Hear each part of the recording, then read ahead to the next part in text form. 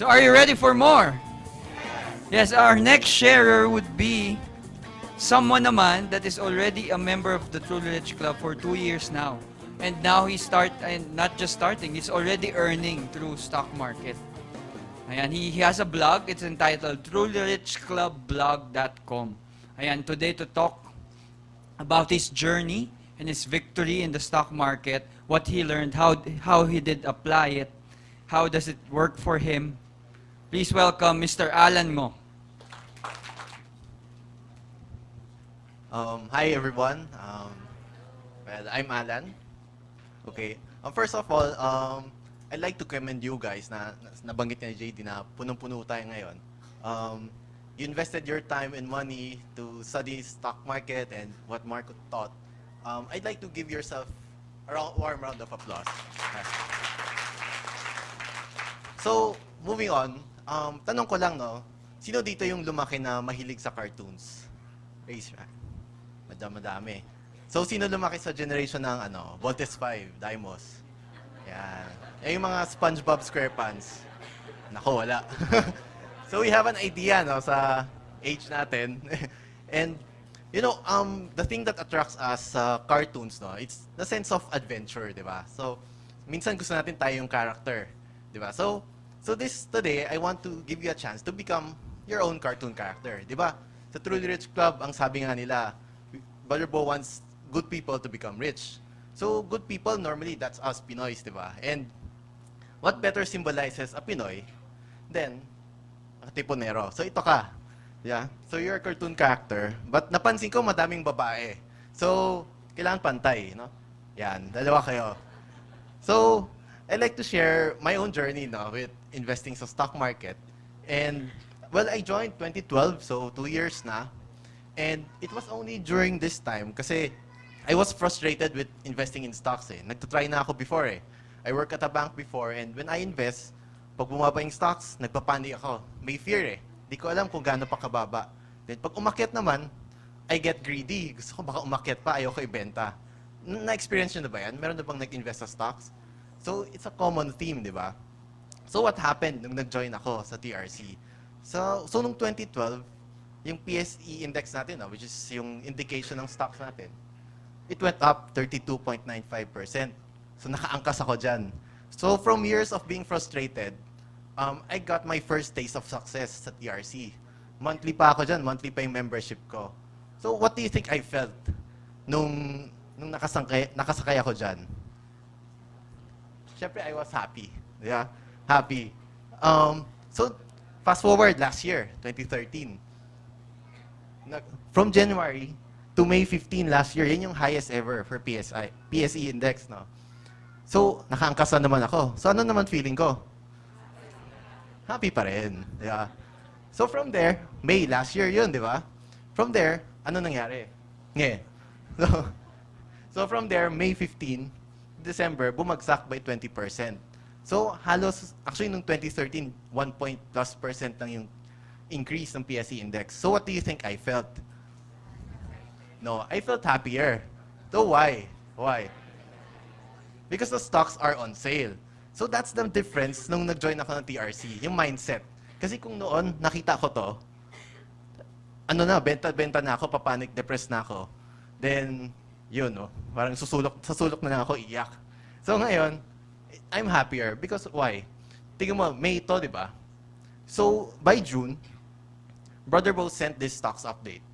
I'm in heaven, our stocks are going down. So, bakit? Medyo weird, di ba? Pababa, pero ba't siya masaya? He says that, remember that when you buy during these scary times, ito yung time na you get the biggest profits, right? So, which reminds me of a quote by Warren Buffett. He says, be fearful when others are greedy, and greedy when others are fearful. So, nung time na, before pa ako mag-TRC, nandun ako sa others are fearful, right? So, nung sumali ako, doon nagbago yung isip ko and I became greedy in a good way, right? So this year, ang nangyari, January 5889, up to last Friday, chinek ko, it's up by 14.5%. So when you were buying nung time na pababa, bumabawi na siya by now, right? So yun yung difference with TRC mindset na you buy when it's going up, when it's going down, But in the long run, when it averages out, you get profit. So how does that happen?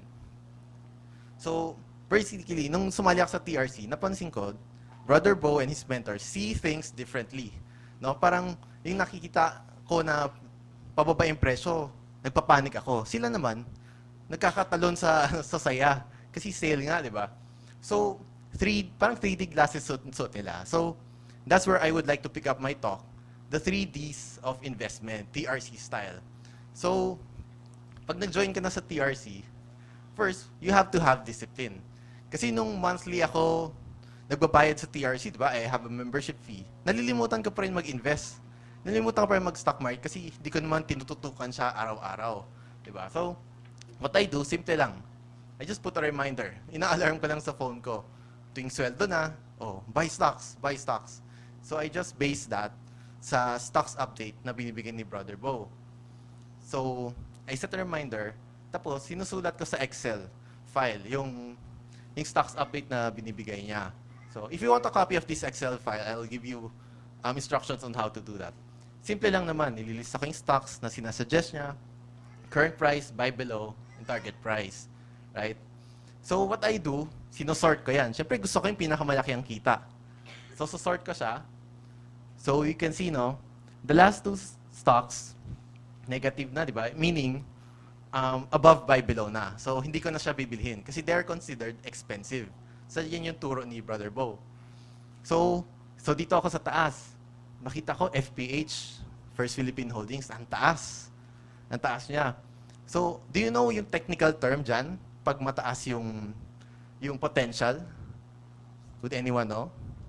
Well, the term that is seduction. Right? Kasi, parang malulula ka eh. Gusto mo yun na lang at yun ang bilhin. Diba? Kasi ang taas ng return.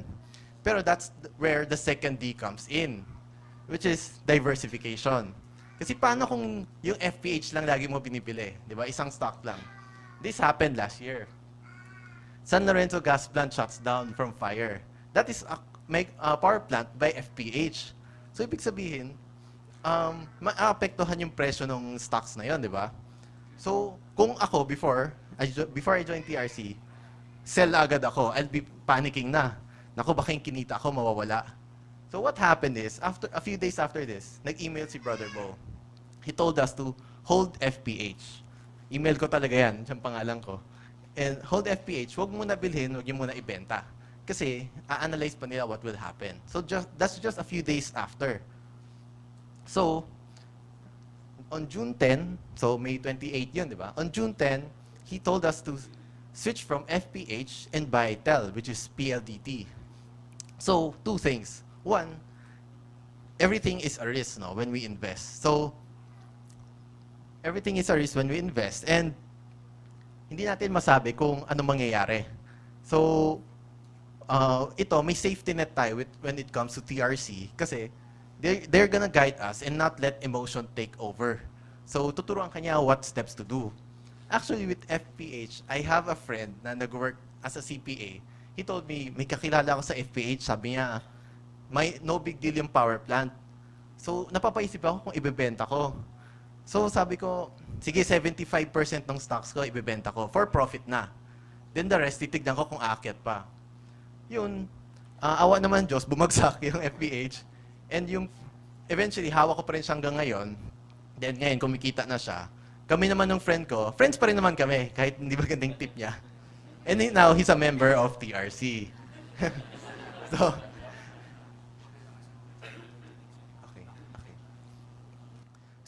So, the value of diversification. So, historically, ito yung mga top performers ng TRC. And I'd say na, siguro half nito, nakasali ako. Kasi I diversified my investment. Mapapansin mo, no, nandito sa babaeng First Philippine Holdings, June 13, pinasell ni Brother Bo, kumita pa rin siya. But if you notice, two things. Yung rate of return, iba-iba. Diba? So you could never really tell which stocks would give you the biggest return. Second thing, estimated time held. Kung papansin mo, yung FPH, 2 years mahigit. JG Summit, 18 months. Pero may iba, 1 buwan. 3 buwan, 2 buwan, na bumabalik na agad yung pera sa'yo. So, you'll never know which one would return yung babalik ng mabilis, which one yung matagal, di ba? And which one yung malaki. So it's better to diversify, di ba? So, kung nakuha mo naman yung target price, when you buy a stock, umabot na sa target price, ibebenta mo. What will you do next? So that's the third D. Just do it again. Bili ka ulit ng ibang stocks na sinasuggest ni Brother Bo. Because, kung wari, if you have 1 million pesos and you got 20% return, that's 200,000. Eh, di ba ang goal ng Truly Rich Club is to make good people rich? Di ba? And by being rich, it means until retirement, di ba? Is 200,000 enough? Di ba? Baka ipang abroad mo, ipang shopping, wala na. So, how about 10 million, 20 million? That sounds closer to retirement funds, di ba? So, I'd like to introduce you to the rule of 72, which means it shows you how quickly your money doubles.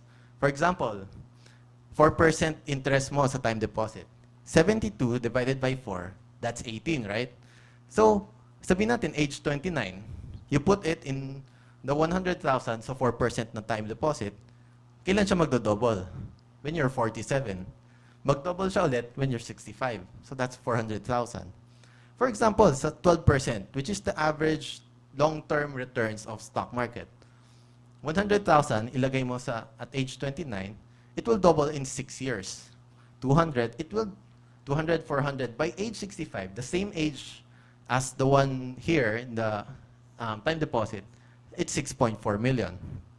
You could calculate that actually sa calculator. And the difference here is, mas mabilis talaga magdoble ang pera. And sabi nga ni Brother Rose sa introduction, when you do this, you're gonna do this for the rest of your life because long-term investment is the real key for you to be truly rich.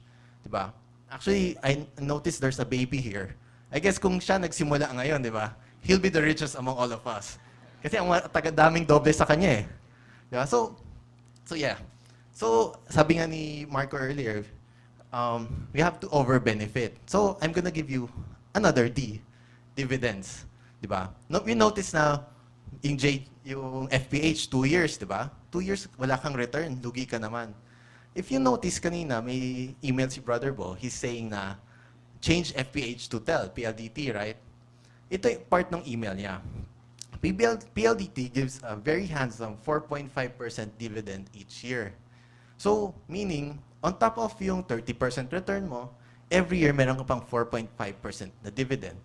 So, hindi ka natalo sa inflation. Inflation is 3 to 4%. So, yung 4.5% na yan, you could invest that again into other stocks. And ang mas maganda dyan, di ba ang savings account natin withholding tax is 20%, right? With dividends, it's just 10%. So you get more return pa, di ba? So that's the 4 Ds that I'd like to share today. And if you want to get the Excel file na shinare ko kanina, just email me at admin@trulyrichclubblog.com. A very creative name, no? Dinagdagan ko lang ng blog sa huli. trulyrichclubblog.com. And, just say hi and I'll give you a copy ng Excel file and even this PowerPoint. Then, I'd like to end with one of my favorite quotes of all time. It's by Niccolo Machiavelli. He says that all courses of action are risky. So prudence is not in avoiding danger, but in calculating risks and acting decisively.